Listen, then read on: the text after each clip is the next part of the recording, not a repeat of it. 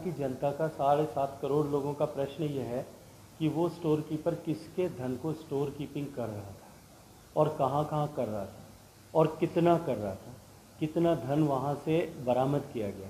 बहुत सारे प्रश्न राजस्थान की जनता के दिमाग में घूम रहे हैं और मैं उन्हीं की तरफ से आपके माध्यम से ये प्रश्न करना चाहता हूँ कि इसका खुलासा निश्चित रूप से होना चाहिए कि कौन कौन लोग इनमें इन्वॉल्व थे, कितने वर्षों से इस दिशा में जो लोग बैठे हैं वो लोग इस दिशा में क्या काम कर रहे थे, क्यों कर रहे थे।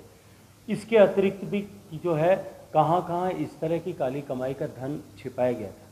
मुझे तो लगता है कि भ्रष्टाचार में लिप्त ये सरकार जिसने भ्रष्टाचार के सारे बेंचमार्क्स को तोड़ दिया है कि वो एकमात्र उनके लिए संजीवनी जैसा है। मैं एक प्रश्न आपके माध्यम से माननीय मुख्यमंत्री जी से करना चाहूँगा। 2019 में जब संजीवनी के इन्वेस्टर्स उनको पहली बार मिले थे तब उन्होंने कहा था कि मुझसे पूछ करके निवेश किया था, और अब वो कहते हैं कि संजीवनी के लोग जब मेरे सामने आते हैं तो मुझे आंसू आ जाते हैं। लेकिन मैं एक बात कहना चाहता हूँ कि ये केवल एकमात्र ऐसी सोसाइटी नहीं थी।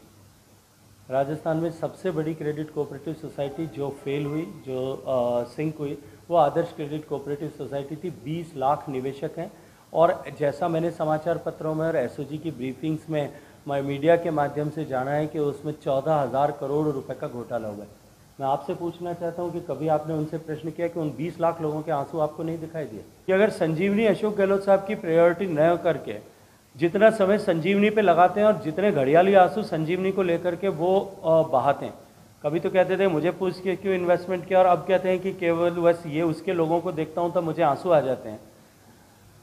उसके बजाय अगर वो इन विषयों पर काम करते,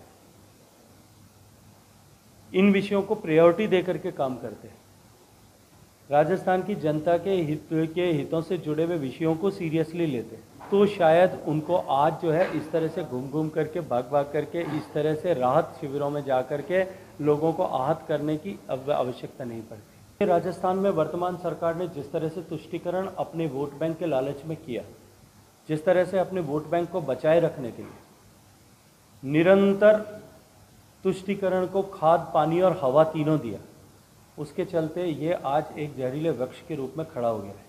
ये केवल एक किशनपोल बाजार नहीं है, राजस्थान भर में उठा करके देखिए, अनेक शहर, अनेक कस्बों, अनेक मोहल्लों में इस तरह की परिस्थितियां हैं जहां लोग पलायन करने को मजबूर हैं।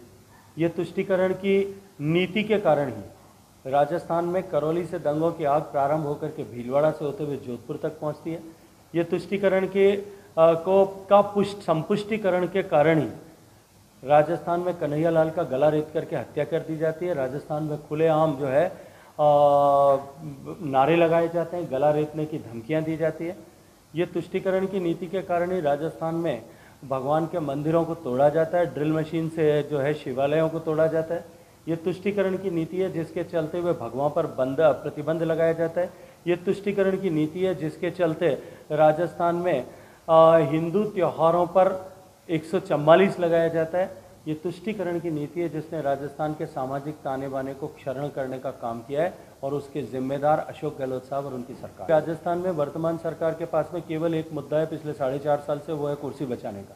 उनके आपस के सत्ता के संघर्ष के कारण से, उनके आपस में कुर्सी पर बैठने के खेल के चलते हुए जिस तरह के हालात हैं, और उन हालातों के बारे में अगर मैं बयान दूं, माननीय रामचरण जी बयान दें, हम भारतीय जनता पार्टी के लोग बयान दें, तो शायद आप उसे राजनीति से प्रेरित टिप्पणी ऐसा कह सकते हो। लेकिन जब सत्ता में बैठे हुए लोग, उनके विधायक सदन में अपनी ही सरकार के खिलाफ जिस तरह के आरोप लगाते हैं, भ्रष्टाचार के आरोपों से लेकर के तुष्टीकरण तक के भी आरोप लगाते हैं, उनकी सरकार के जो है मंत्री का दर्जा प्राप्त व्यक्ति, जो मुख्यमंत्री के सलाहकार कहलाते हैं, की पोजीशन पर बैठे हैं, वो सदन में खड़े होकर के सरकार में मंत्री को भ्रष्ट होने की चुनौती देते हैं, उसको ललकारते हैं। मंत्री जो है वो हजारों लाखों लोगों की उपस्थिति में खड़े होकर के मंच से भाषण देते हैं कि वर्तमान सरकार जो है लोकतांत्रिक राजस्थान की सबसे भ्रष्ट सरकार है। मुझे लगता है कि मुद्दे उनको अपने दिखाई नहीं देते, केवल उनके लिए एक मुद्दा है, और वो है इस सत्ता की कुर्सी पर किस तरह से चिपके रहना, और उसके कारण से राजस्थान की जनता आज खून के आंसू रो रही है। जो परियोजना हमने डिजाइन करके बना करके दी है, उसमें 40,000 करोड़ रुपए में से जैसा केन बेतवा में 90% भारत सरकार ने अनुदान दिया है, वैसा माननीय प्रधानमंत्री जी से आग्रह करके अनुदान राजस्थान की आवश्यकता को देखते हुए दिलाया जा सकता है।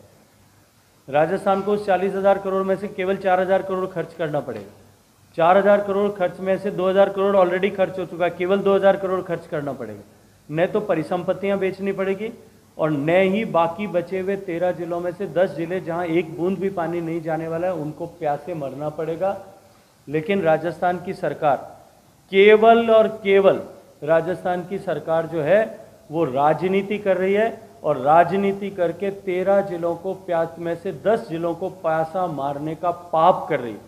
और 13 के 13 जिलों को, क्योंकि मध्य प्रदेश हैविंग एग्रीड जिस तरह से राजस्थान परियोजना बना रहा है उसने सुप्रीम कोर्ट का दरवाजा खटखटाया है। अगर ये स्टे हो गया तो निश्चित रूप से राजस्थान के ये परियोजना लंबे समय तक के लंबित हो जाएगी और इन 13 जिलों के लोगों को प्यासा मरना पड़ेगा। लेकिन ये एक उपाय है और निश्चित रूप से उपाय है।